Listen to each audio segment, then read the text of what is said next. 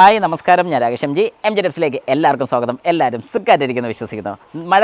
മഴക്കാലത്ത് നമ്മൾ കൂടുതൽ ശ്രദ്ധിക്കേണ്ട ഒരു കാര്യം നമ്മുടെ വാഹനത്തിൻ്റെ ലൈറ്റും കാര്യങ്ങളൊക്കെ തന്നെയാണ്. ലൈറ്റ് എന്താണ് ശ്രദ്ധിക്കാനുള്ളതെന്ന് ചോദിച്ചു കഴിഞ്ഞാൽ, വാഹനം ഡ്രൈവ് ചെയ്യുന്ന സമയത്ത് നല്ല രീതിക്ക് വെട്ടം കിട്ടിയില്ലെന്നുണ്ടെങ്കിൽ, അല്ലെങ്കിൽ റോഡ് വിസിബിലിറ്റി നമുക്ക് കിട്ടിയില്ലെങ്കിൽ വാഹനം ഓടിക്കാൻ ഭയങ്കര ബുദ്ധിമുട്ടാകുന്ന ഒരു സാഹചര്യമാണ് മഴയുള്ള സമയം. അപ്പോൾ ശരിക്കും പറഞ്ഞാൽ മഴയത്ത് നമ്മൾ ശ്രദ്ധിക്കേണ്ട ഒരു കാര്യം എന്ന് പറയുന്നത് നമ്മുടെ വാഹനത്തിൻ്റെ ഹെഡ് ലൈറ്റ്സും കാര്യങ്ങളൊക്കെ നല്ല വൃത്തിയായിരിക്കണം. കാരണം പ്രത്യേകിച്ച് നമ്മൾ വാഷ് ചെയ്തൊക്കെ ഇടുകയാണെങ്കിൽ, ഇപ്പോൾ ഞാൻ എൻ്റെ വാഹനം വാഷ് ചെയ്തിട്ട് ഏകദേശം എനിക്ക് തോന്നുന്നു ഒരു മാസത്തോളം ആയിട്ടുണ്ട്. ഒരു വീഡിയോയ്ക്ക് വേണ്ടിയിട്ട് മാത്രം ഞാൻ വാഷ് ചെയ്ത് ഇങ്ങനെ ഇട്ടിരിക്കുകയാണ്.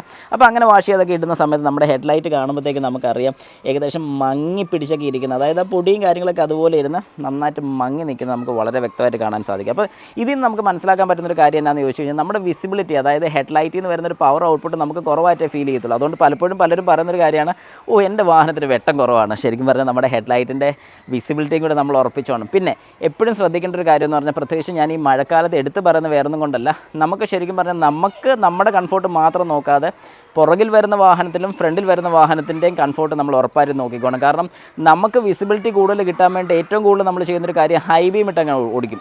നമുക്ക് വഴി കണ്ടാൽ മതിയല്ലോ.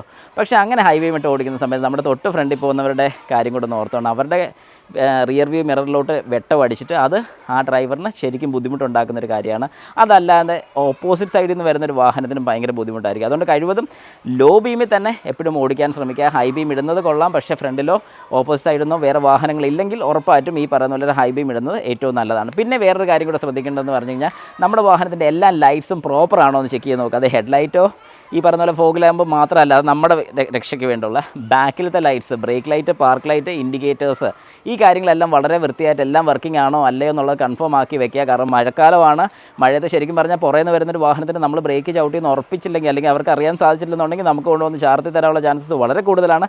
അതുകൊണ്ട് എപ്പോഴും നിങ്ങൾ ശ്രദ്ധിക്കേണ്ട ഒരു കാര്യം എന്ന് പറഞ്ഞാൽ, വാഹനത്തിൻ്റെ ലൈറ്റ്സും കാര്യങ്ങളൊക്കെ പ്രോപ്പർ ആയിരിക്കണം. അതായത് പക്കയായിരിക്കണം.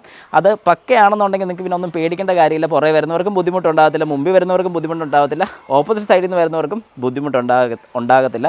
അതുകൊണ്ട് നമ്മൾ സേഫായിട്ട് ഓടിക്കാൻ ശ്രമിക്കുക. മഴക്കാലമാണ്, എൻജോയ് ചെയ്ത് ഓടിക്കുക, സ്പീഡ് കുറച്ച് ഓടിക്കുക, നന്നായിട്ട് എൻജോയ് ചെയ്ത് പാട്ടൊക്കെ കേട്ട് ശ്രദ്ധിച്ച് സ്പീഡ് കുറച്ച് ഓടിക്കാൻ ശ്രമിക്കുക.